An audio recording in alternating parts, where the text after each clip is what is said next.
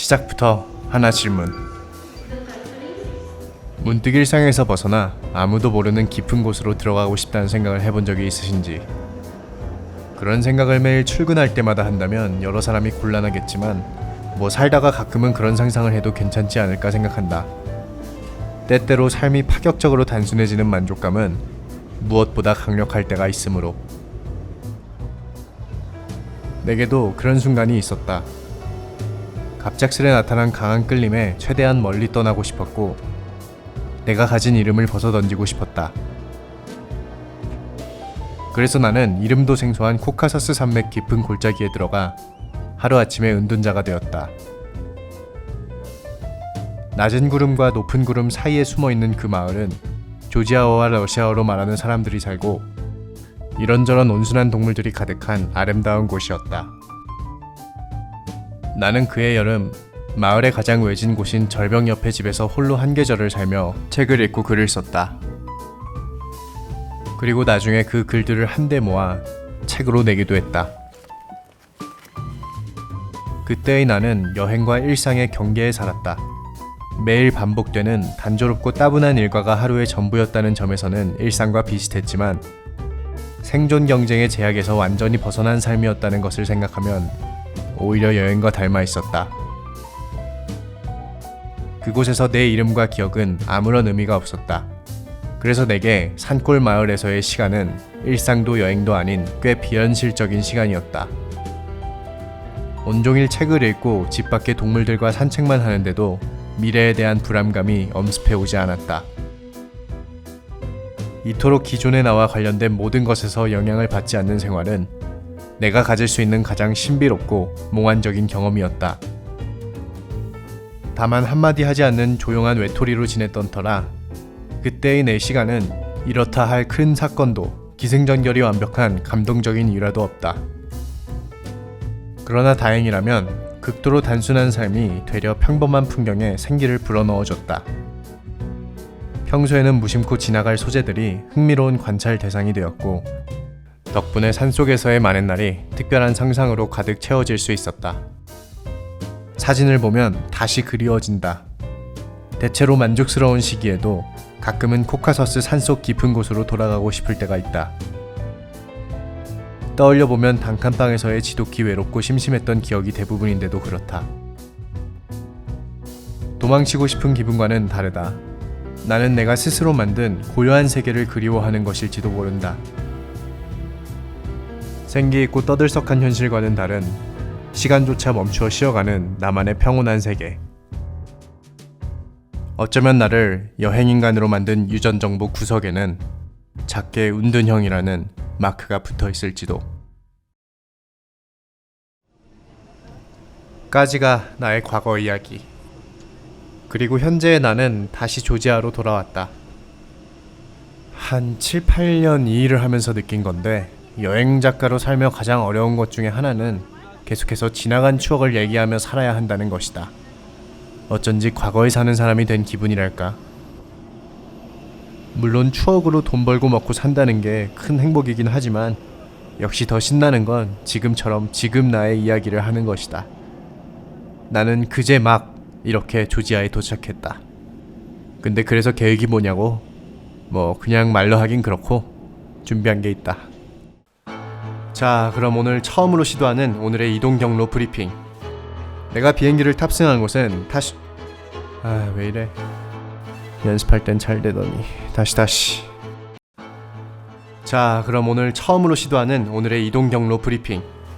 내가 비행기를 탑승한 곳은 우즈베키스탄의 타슈켄트. 여기서 비행기를 타고 서쪽으로 약 4시간을 날아서 조지아의 수도 트빌리시로 왔다. 그 커피 유명한 데 맞죠? 전혀 아니다. 조지아 커피는 일본 코카콜라 회사의 캔커피 브랜드이고 그거는 코카콜라 본사가 미국 조지아주에 있어서 그냥 따왔다고 한다. 그 외 저스틴 비버가 I got my pizza South Georgia, oh yeah shit 하는 곳. 우리나라에서는 원래 조지아를 그루지아라고 불렀었다. 하지만 이거는 러시아 발음이기 때문에 2010년에 조지아 정부가 공식적으로 한국에 요청을 했고 지금은 조지아로 부르고 있다. 어쨌든 오늘 내가 향할 곳은 트빌리시에서 북쪽으로 150km, 차로 4시간 거리를 이동한다. 그러면 이렇게 거대한 코카서스 산맥이 나오는데 내가 살았던 마을은 이 안에 있다. 러시아 국경에서 딱 10km 떨어진 곳이다. 가는 방법에는 여러 가지가 있는데 나는 현지인들이 주로 이용하는 마슈르카를 타고 간다. 4시간 거리인데 7,500원밖에 안 한다. 뭐야, 노래 왜 이렇게 웅장해? 그럼 이제 최종 목적지인 산골마을 스테판츠민다를 소개한다. 인구는 2-3천 명 남짓이고 해발 고도는 약 1800m, 그러니까 한라산 백록담보다 조금 낮은 수준이다. 그리고 사실 많은 한국인들이 이곳을 카즈베기라고 부르는데 카즈베기는 이곳이 구소련 지역 일대의 지역명이라 지금은 스테판츠민다라고 부르는 게 낫다. 지리적인 특성은 보다시피 험준한 산맥들로 둘러싸인 천연 요새의 형상을 하고 있다. 마을 가장 낮은 곳에는 물길을 따라 마을을 관통하는 하나의 큰 길이 있다. 아무래도 국경이 있다 보니 이따금 거대 군용 트럭들이 느릿느릿 지나간다. 털모자를 쓴 군인들이 잔뜩 타고 있는. 마을과 동쪽과 서쪽에는 비현실적으로 높은 고산이 병풍처럼 마주보고 솟아있다. 먼저 서쪽에는 언제나 냉랭한 한기를 뿜어내는 백색 설산 카즈백산이다. 해발이 무려 5053m나 된다. 듣기로는 저 산이 프로메테우스가 묵힌 바위산이라고 한다. 인류에게 불을 훔쳐다 준 죄로 평생 독수리에게 간을 조이는 형벌을 받은. 반면 동쪽에는 카즈백산처럼 화려하진 않지만 훨씬 더 거침없고 날카로운 매력의 흑색 바위산 샤니산이 있다. 이 역시 해발이 4451m나 된다. 그러니 이 마을의 전체적인 풍경은 마을 중심의 군사도로를 휴전선처럼 사이에 두고 흑백의 대자연이 팽팽히 신경전을 벌이는 형국이다. 그리고 내가 살았던 집은 이 산골 마을에서도 가장 끄트머리, 언덕을 한참 걸어 올라야 하는 이곳에 있었다. 이렇게 깊은 골짜기 옆에 있는 집이라서 나는 절벽 옆의 집이라고 불렀다.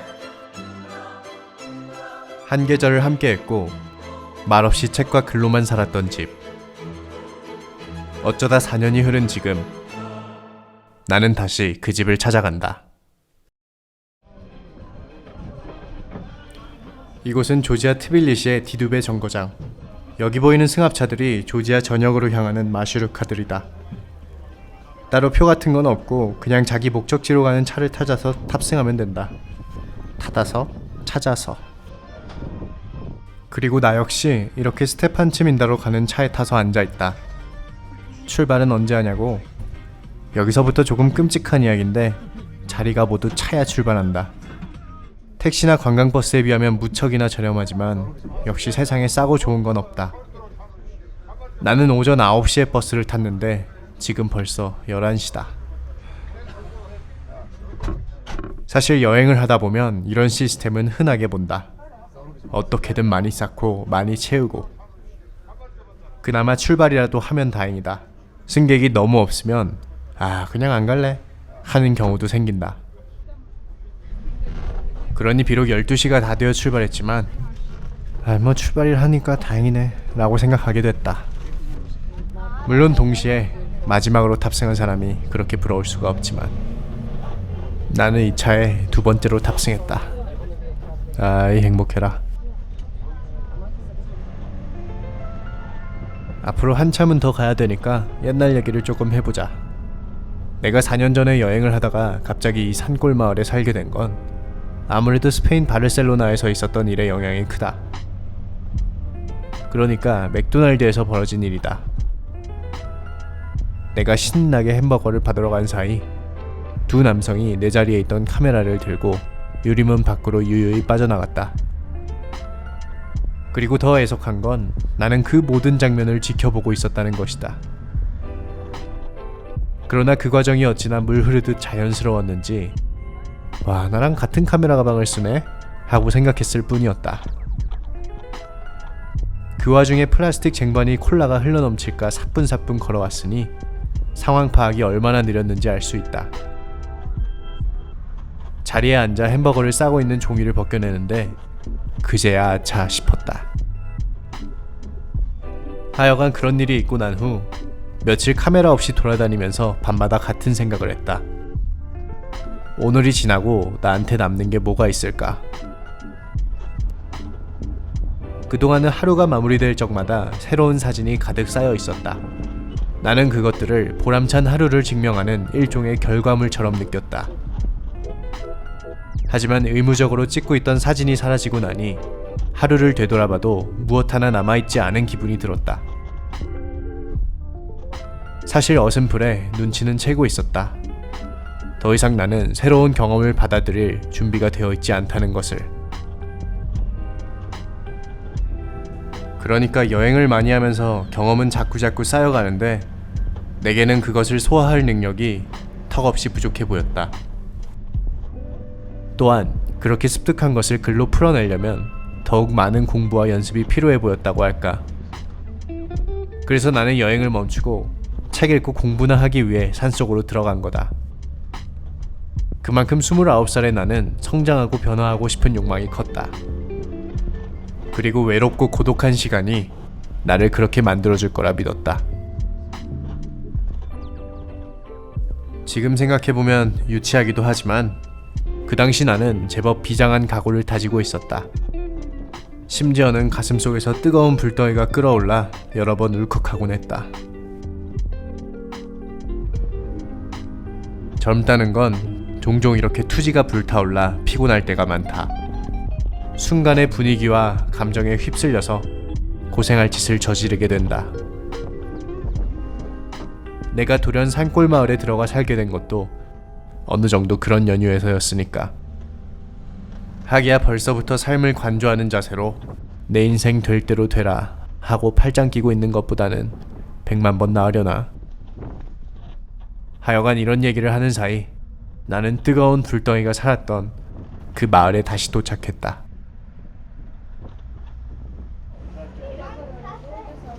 버스에서 내린 나는 곧바로 그 집을 찾아가기 위해 다시 배낭을 맬 준비를 했다. 이때의 내 기분은 설렘 3%, 97%는 초조함이었다. 사실 그 집을 찾아가는 것은 이번 여행의 유일한 목표라 해도 과언이 아니다. 나는 그래서 걱정이 됐다. 혹시 그 집이 없어졌으면 어쩌지 하는 생각에. 게다가 이런 생각을 할 만도 한 게 스테판 츠민다는 4년 전 내가 왔을 때보다 훨씬 더 번화한 마을로 발전해 있었다. 그래서 솔직히 내리자마자 괜히 왔나 하는 생각도 했다.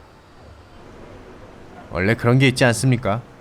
나만 알고 있던 어떤 것이 갑자기 사람들한테 너무 유명해져 버리면 왠지 모르게 아쉬운 기분이 드는. 그리고 나는 원래 내가 여행했던 곳을 다시 오는 것을 좋아하지 않는다. 별로였던 곳은 별로였기 때문에 가기 싫고, 좋았던 곳은 이미 머릿속에서 한껏 다듬어져 영광의 액자처럼 걸려있는데 그곳을 다시 찾아가게 되면 어쩐지 완성된 액자 위에 덧칠을 하는 기분이 든다. 근데 나도 참 한심하지. 이미 도착해놓고 이런 생각을 하고 있다니.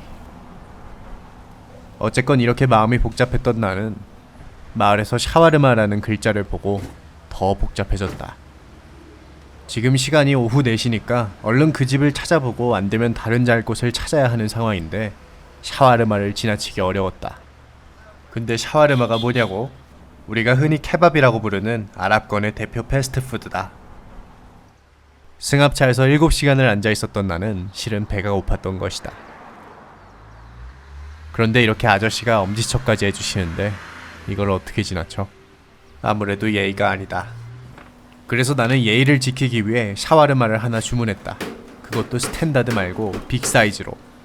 그리고 참 신기한 게 조금 전만 해도 툭 치면 눈물이 나올 것 같았던 나인데 음식을 기다리는 지금 내 마음속엔 카니발 퍼레이드가 열렸다. 당시 나의 기분을 음악으로 표현하면 이렇다.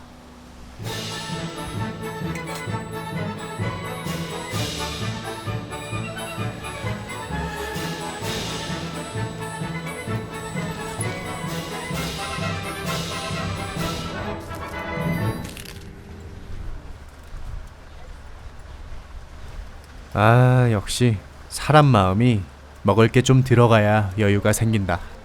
예나 지금이나 삼라만상을 꿰뚫는 만고의 진리.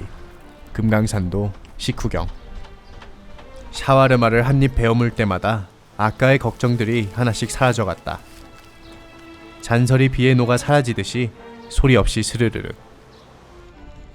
사실 아까 만약 그 집이 없어졌으면 어떡하지 하는 걱정만 했던 것도 아니다. 실은 그 집 가족들한테 초대받지 못한 손님처럼 느껴질까봐 그게 두려웠다.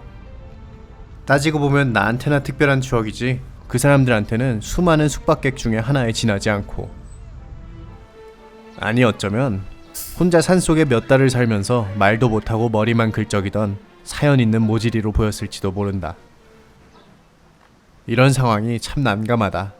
나는 저 사람을 정확히 알고 있는데 저 사람은 나를 기억하지 못한다고 생각했을 때 말 걸기가 참 무섭다. 하지만 샤와르마는 이렇게 쭈그러든 내 자신감에 태풍처럼 바람을 불어넣어줬다.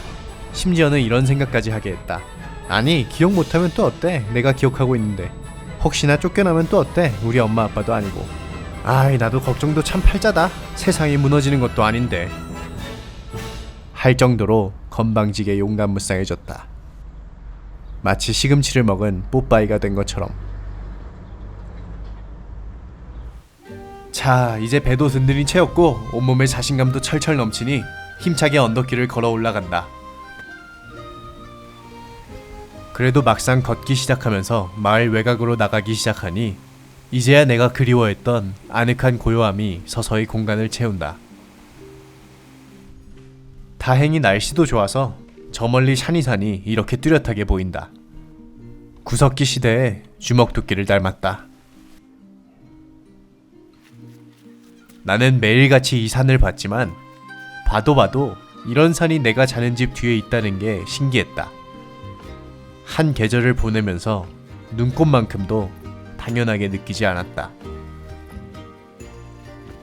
그리고 나는 방금 이 말을 굉장히 특별하게 생각한다. 매일같이 반복되는 것 중에 무엇 하나 당연하지 않다고 느끼는 게 있다면 베개에 머리를 갖다 댈 때마다 눈뜨는 아침이 기다려진다. 더욱이 샤니산뿐만 아니라 지금 걷고 있는 이 길 위에 모든 것이 그랬다. 어느 것 하나 특별하지 않은 게 없었다. 이제 다시 기억이 난다. 이 담벼락, 전봇대, 자갈길, 모든 것들이 내가 좋아했던 것들이다. 나는 여기서 굳이 지도를 보고 걸을 필요가 없다. 그리고 바로 여기, 내가 매일 아침마다 주머니에 줄넘기를 꽂고 뛰어다녔던 그 골목. 이 골목에서 이제 오른쪽으로 방향을 꺾으면 내가 그토록 좋아했던 그 집이 있었다. 그리고 그 집은 여전히 그 자리에 그대로 있었다.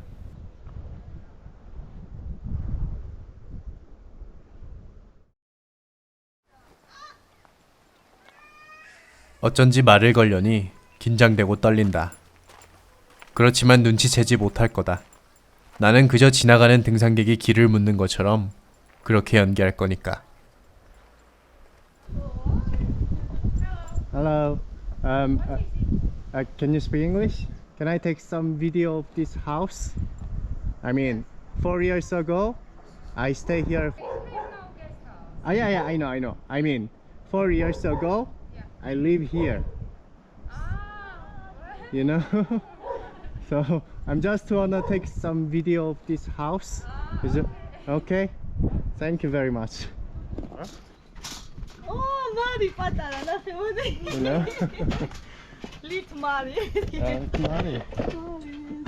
Yeah, about 4 years ago. My daughter, yes. Your daughter. Yes. And also this your house Yes. and this dog. 이렇게 훈훈한 분위기로 무사히 집에 들어올 수 있었다. 4년 전만 해도 영어를 전혀 안 쓰셔서 번역기로 겨우 방을 구했는데 이제 기본적인 대화가 된다. 이 간단한 일 때문에 그렇게 노심초사했다니. 나는 역시 사람 대하는 데는 말짱 꽝이다. 그래도 이렇게 다시 돌아오니까 좋다. 여전히 이곳은 조용하고 평화롭다. 나는 이 담벼락에 자주 앉아 있었다. 산중턱의 높은 집이라 마을에서 올라오기가 참 힘들었지만 여기서 이렇게 걸터 앉아 있으면 건너편의 카즈베기 산이 한눈에 들어왔다. 이게 정말 실제로 내 앞에 존재하는 것일까 싶을 정도로 그림 같은 풍경이다. 그리고 꼭 내가 이렇게 앉아가지고 노래를 듣고 있으면 강아지가 같이 옆에 올라와서 나란히 앉아있곤 했다. 특히나 하얗고 나이든 녀석이 그랬었는데 녀석은 이제 보이지 않는다. 어느 정도 시간이 흐른 만큼 모든 게 그대로일 수는 없다. 내가 이곳에 지냈을 때는 이 오른쪽 건물 하나를 통째로 썼다. 이유는 모르지만 주인집보다 큰 곳에 혼자 살았다. 심지어 침대도 4개나 있었는데 사실 여기서는 거의 잠만 잤고 내가 주로 생활하는 곳은 이 단칸방이었다. 여기서 하루 종일 책 읽고 글 쓰고 그러다 지치면 이렇게 베란다에 나와만 있어도 좋았다.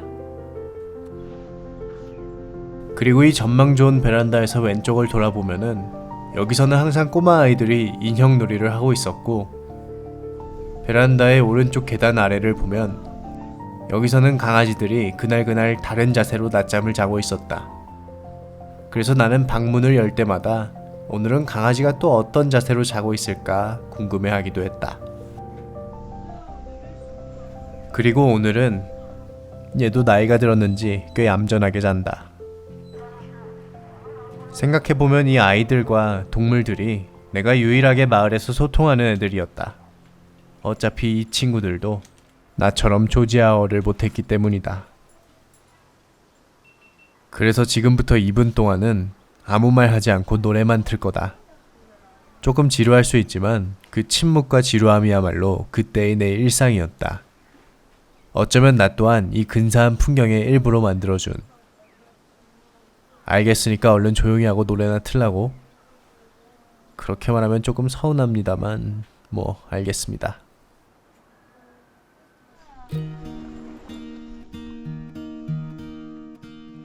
In the morning when I get up, I wish that we could stop and take each day. In the evening when I get home, always hope to find you all alone and out of harm's way. Every time I look around, I hope to find you looking back at me. You're everything I ever hope to see. In the morning when I get up, I wish that we could stop and take each day. In the evening when I get home, always hope to find you all alone and out of harm's way.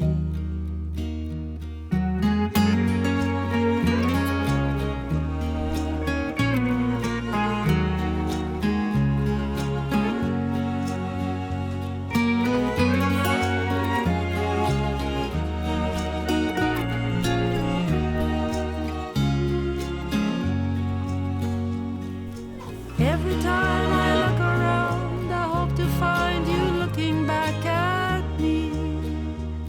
You're everything I ever hope to see. In the morning when I get up, I wish that we could stop.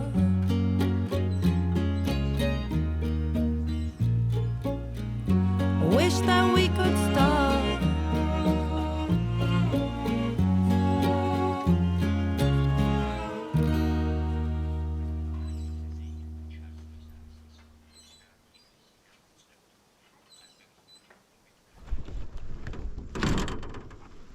Thank you. Bye.